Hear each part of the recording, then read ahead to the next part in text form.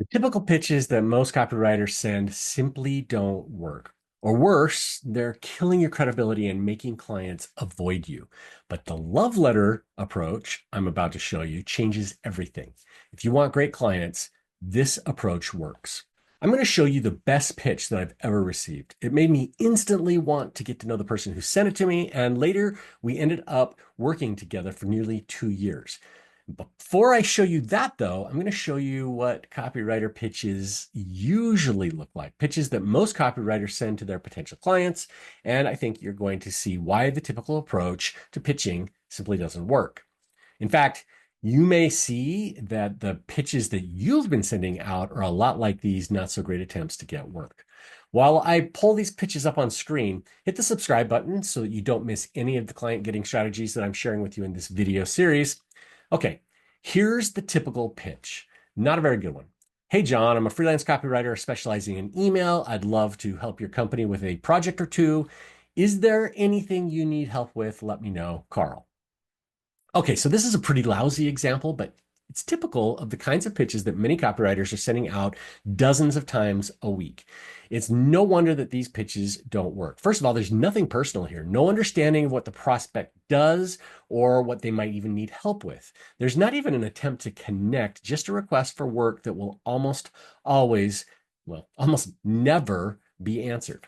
Here's another template that's making the rounds lately. This example adds some personality, but because it's a template, it shows up again and again in the same client inboxes for different copywriters. Hey, boss, or should I say future boss, happy Wednesday. My name is Alex. I'm a freelance copywriter from Toronto, Canada, looking for an agency to call home, and I heard your agency is one of the best in the game. I know what you're thinking. Why should I hire a random dude from Toronto? Well, because even our maple syrup has personality. Also, here are a few reasons why you'll benefit from adding someone like me to the team.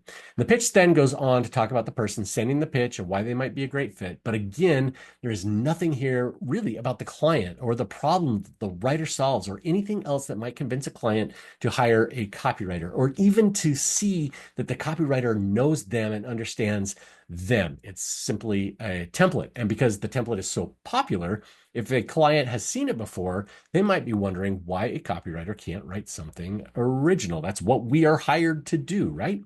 Even worse, I once got a pitch that started like this. Hey, Rob, we both know your agency sucks. Just kidding. I don't know your agency. This is a cold message, colder, in fact, than the winters here in Scotland. But your prospects might think you suck. You're in marketing, so I'll assume your lead generation is doing well, but what might not be doing well is your authority in the market. Okay, I know this guy is joking in this pitch, but no one wants to hear that they or the business that they run sucks. Even if I need help, even if my marketing does in fact suck, starting off this negative is an instant turnoff to most people. If these kinds of pitches bug you too, hit the like button below so that I know you agree that copywriters need to be better. We need to do better. We need to write better pitches. The reason most pitches don't work is because they are simply bad. That doesn't mean pitching doesn't work. In fact, when you do it the right way, it's a powerful way to connect with ideal clients who would never discover you otherwise. When you treat client outreach more like relationship building rather than asking for work or insulting prospects in order to get their attention, you create great real life connections that eventually lead to projects and even long-term engagements, retainers, that kind of stuff. Take this pitch as an example. Actually, it's not even a pitch. It's a love letter, and that's why it works. Hi, Rob. 2 weeks, 83 episodes of the Copywriter Club podcast, 4 friendships lost. Yes, I binged. It's been my dirty secret. Your podcast made me a terrible human. I pretended that I couldn't find a spot to park my car so I could finish an episode. I hid in the closet from my husband and daughter so I could listen to your podcast in peace. I screened all my mother-in-law's calls so I could listen to your episode instead of organizing a family dinner. Actually, let's be honest, I probably would have screened her calls anyways. I bailed on 2 dinner dates, 1 night out, and a friend's son's first birthday. Also, I could keep listening and listening and listening. And now I'm sitting here in silence, but I can still hear your voices in my head. Am I crazy? Possibly. Am I crazy for your podcast? Most definitely. Please keep them coming. Thank you. I honestly feel like my whole perspective and approach to copywriting has shifted since I listening to your podcast. You have mastered the art of asking the right questions, Nikita. Now, like I said, this really isn't a pitch at all. It is a love letter, a letter that is so customized to me and what I do in my business at the Copywriter Club that it instantly told me that Nikita knows me. She likes me, and it immediately made me like her too.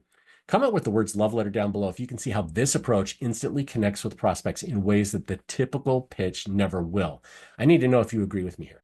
Nikita didn't ask for work. She didn't try to convince me to hire her. She didn't ask for any kind of follow-up or any favor at all. In fact, she may not have even expected a response to the love note that she's sending me. She simply started a relationship, one that I was eager to respond to.